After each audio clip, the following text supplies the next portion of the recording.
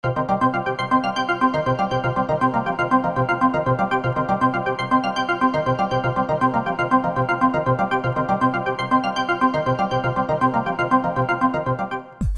en día, lo que no se mide no se puede controlar, y lo que no se controla no se puede gestionar. Lo que no se gestiona no se puede mejorar, por lo que para mejorar nuestro negocio es imprescindible medirlo.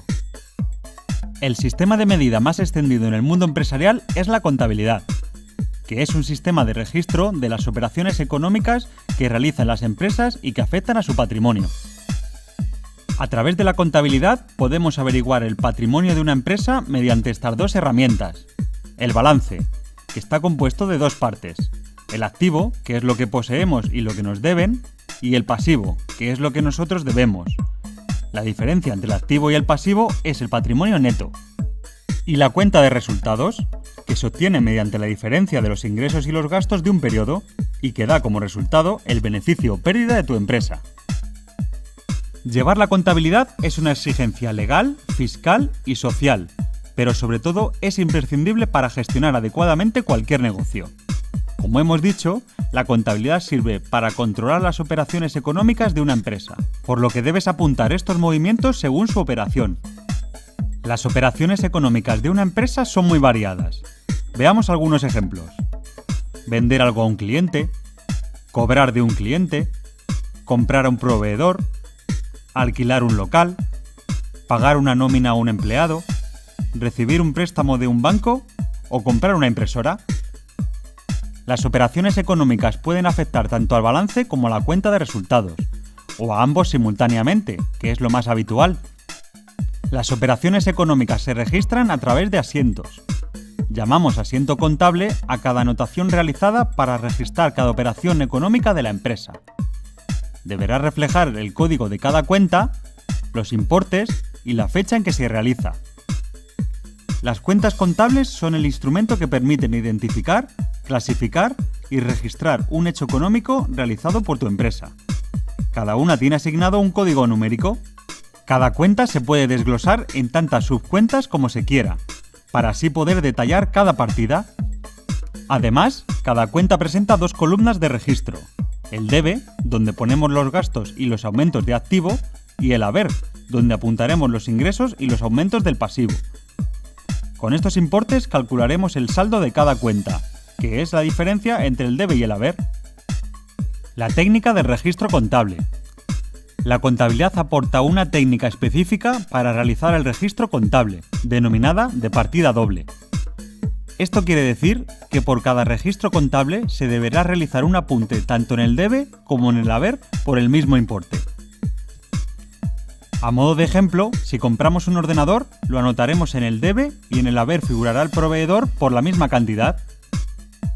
Debes acostumbrarte a no contabilizar ninguna operación económica si no tenemos un documento que lo soporte, como una factura, un cheque, etc. De esta forma, siempre podremos justificar nuestros asientos. ¿Cómo interpretar correctamente un balance? Vamos a ver algunas ideas. El balance es como una foto del patrimonio a una fecha determinada. En esta foto aparece, como ya sabemos, el activo y el pasivo.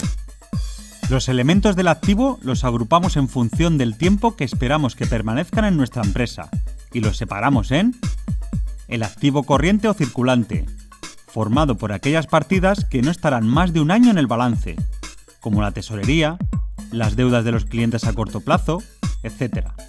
Y el activo no corriente o fijo, donde incluimos aquellas cuentas que permanecerán en el balance por un periodo superior a un año, como por ejemplo un edificio, un equipo informático, etc. Los elementos del pasivo se clasifican en tres grupos.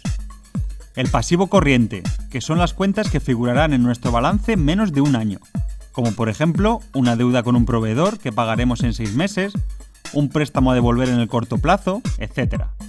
El pasivo no corriente, que permanecerá más de un año en nuestro balance, como por ejemplo un préstamo a devolver en 3 años. Y por último, los recursos propios, que están compuestos principalmente por las aportaciones de los accionistas, los beneficios de años anteriores y las reservas. El tamaño y composición del activo y del pasivo van a caracterizar la estructura financiera de nuestro negocio. Esta estructura financiera debes adecuarla a tu tipo de negocio, para así evitar problemas en tus finanzas. Vamos a exponer 2 reglas básicas. La dimensión del activo no corriente y del pasivo no corriente dependerán de nuestro volumen de negocio, con lo que irán aumentando progresivamente. El activo corriente debe ser mayor que el pasivo corriente, para evitar problemas de efectivo a corto plazo.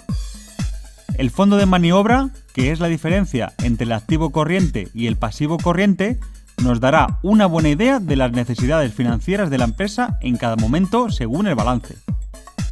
Para estimar los fondos necesarios para nuestro negocio, lo mejor es proyectar en el futuro tanto nuestra cuenta de resultados como nuestro balance, y así comprobar si seremos capaces de atender nuestros compromisos financieros con los recursos propios o necesitaremos recursos adicionales. La previsión de las ventas y de los gastos e inversiones te permitirá establecer la previsión de tesorería. Para una startup, este es el documento más importante en los primeros años. Su correcta estimación te permitirá prever las necesidades financieras con tiempo suficiente para cubrirlas.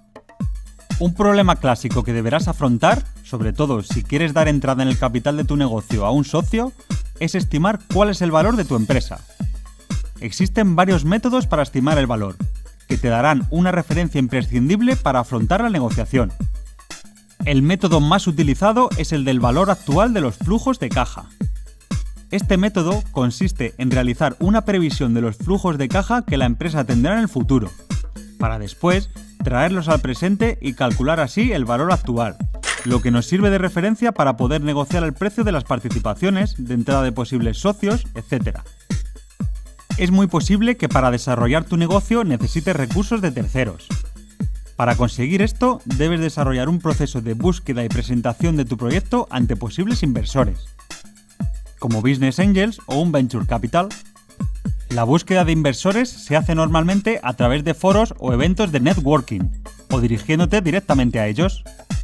En tu presentación no debe faltar el problema que te propones resolver, la solución que propones, es decir, tu idea de negocio, tu modelo de negocio, el análisis del mercado, el equipo de gestión, tus proyecciones financieras y los principales hitos de tu proyecto, si ya los tuviera.